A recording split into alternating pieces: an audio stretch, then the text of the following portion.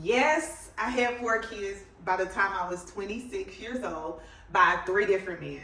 Okay, yes, and you know what they labeled me as. I mean, you know it, but not realizing that I was just a young, lost little girl looking for love in all the wrong places. So let's talk about it. So hey, I'm Antonina L. Griffin, and I help high-achieving women who feel stuck break through their self-imposed glass ceilings so they can manifest the life that they desire. And I do a lot of this by just sharing my story of hope, belief, and determination. So let's talk about these baby daddies, okay? So yes, I was a teen mom. I had my first child when I was 18 years old. I got pregnant. I was a senior in high school. Now, I'm going to tell more of my story in another video, but just to lay a foundation, I grew up as a motherless and fatherless child.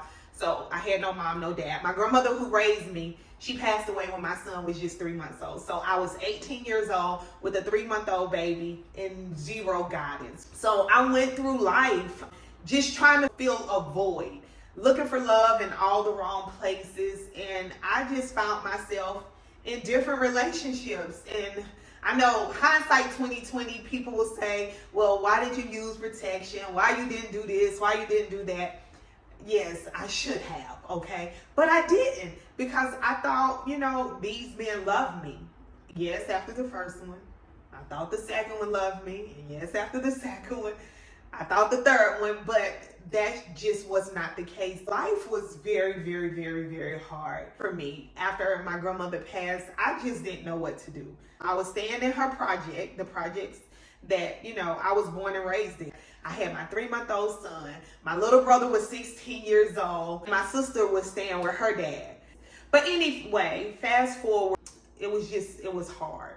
It was rough, not knowing what to do, no guidance.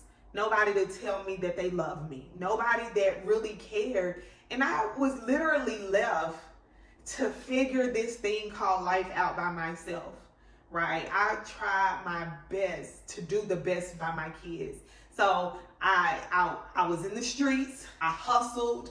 I did work briefly, but working a job, it just wasn't cutting it for me, right? It was not paying the bills or affording me the lifestyle that I wanted. And although I was on the Section 8 and I was on the food stamps, I still wanted a better life for me and my children, right? I ended up in a relationship, and it was a domestic violence relationship, right? One night, I was asleep in the bed, and this young man, he just came on my side of the bed, and he just started staring over me.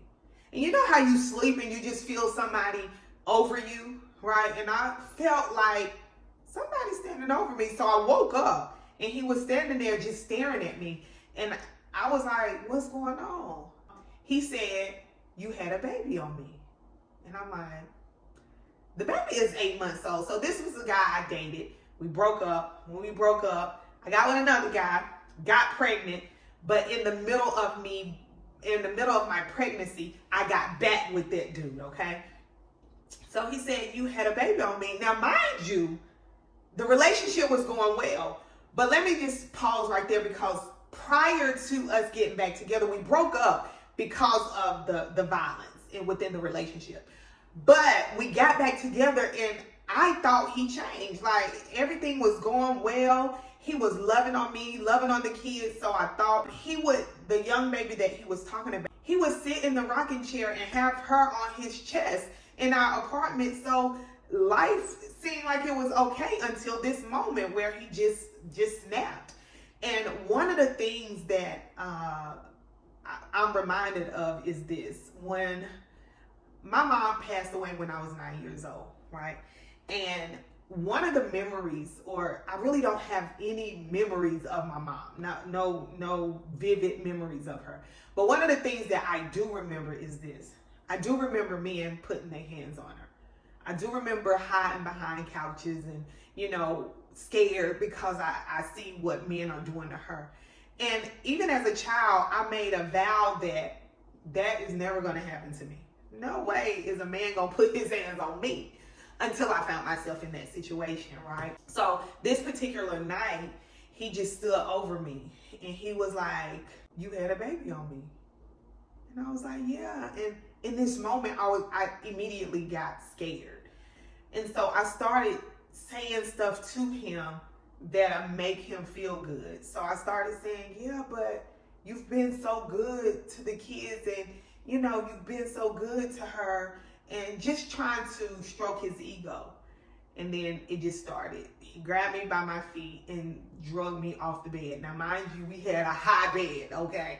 And it just started. And this was, I don't know, it lasted for a few hours, where he was just torturing me, screaming at me, spitting. Like when he talked, he's hitting my face. Now, I'm laying on the floor. He straddled over me, my hands like this. I looked to the left. And as I looked down that hallway, I saw my son, my oldest son, who was about 7 or 8 at the time. I saw him curled up in a ball, crying, watching his mom. And in that moment, that's when I saw myself. It was like, I saw my son, but it was an image of me when I saw men doing the same thing to my mama. So I had 2 altering choices. I can either leave and run for our life, or stay, and who's to say what's going to happen. So after this went on for so long, at about, I would say 4:30, 5 o'clock in the morning, he went to sleep. And y'all, this was like some Lifetime movie. I kid you not. So I went and grabbed my girls out of their room, out of the bed, and I was praying like, please don't let him wake up. Please don't let him wake up. Because if he wakes up while I'm trying to leave, I can only imagine what's going to happen, right? So I got the boys and I was like, shh, don't say nothing. Don't say nothing. So all I had was a diaper bag with the baby Pampers and wipes, my EBT card, bottle, and then I just had faith, hope, and determination. So we got to the door. In the apartments that we lived in, when you open the door, it squeaks. It makes like a squeaky noise. It was a heavy door. And so I got to the door, and it was like I prayed, like, God, please don't let this door squeak. Please don't let it squeak. So I opened the door. It definitely, it made the squeaking sound. And I told the boys to run while I had both of the girls in my arms. So we ran to the car, and I threw all of my kids in the front seat of the car, and I pulled off immediately. And I got to Target on Lawndale. I would never forget it. I got to the Target on Lawndale Drive, and I just bust out crying. Y'all, I just cried and I cried and I cried and I cried, and I couldn't stop crying. And so I put my baby in her car seat. I told the boys to get in the back seat, put your seatbelts on, and I went to this neighborhood where I used to hang out at, where I used to hustle at. And there was this young lady named Shay Thompson, and I would never ever forget her. I would never ever leave her out of my story.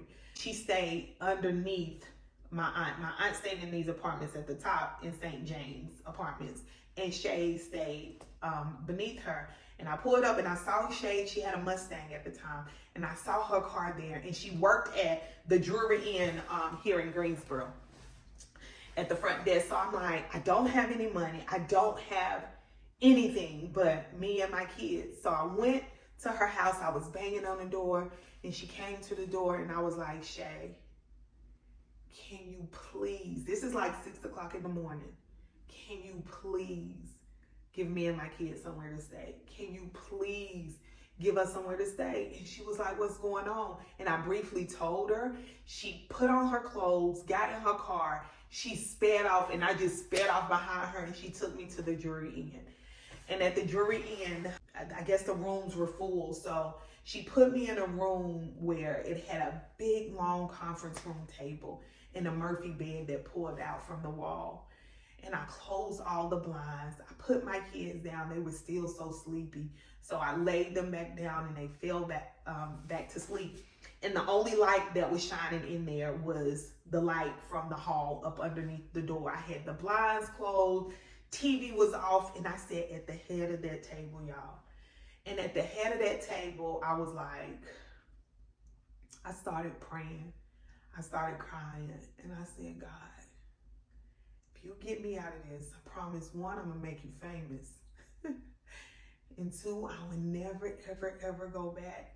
And 3, I'm gonna make this life a life worth living. And then I went over there and I prayed for my kids. I laid my hands on my kids. I asked them to forgive me.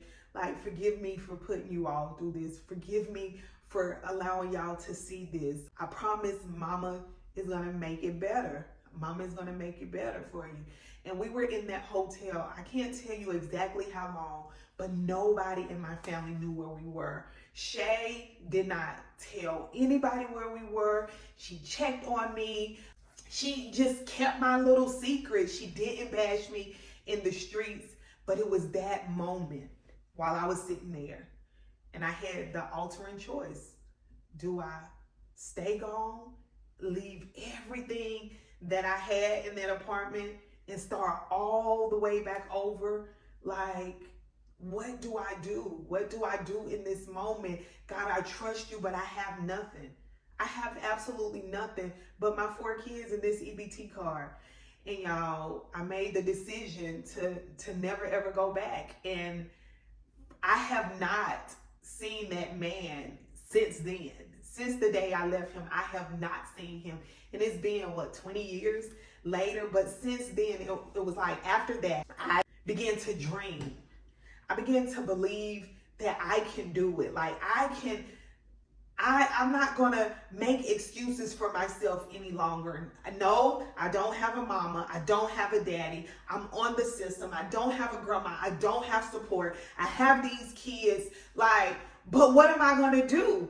And I just was thinking, if it's meant to be, it's up to me. If it's meant to be, it's up to me. So it was that in that moment that I received a letter for Section 8. And I was like, yes, right? I can find a place for me and my kids to stay, because then I went and stayed with my aunt in St. James. I just stayed there at her house because I had nowhere to go. So me and my kids stayed there.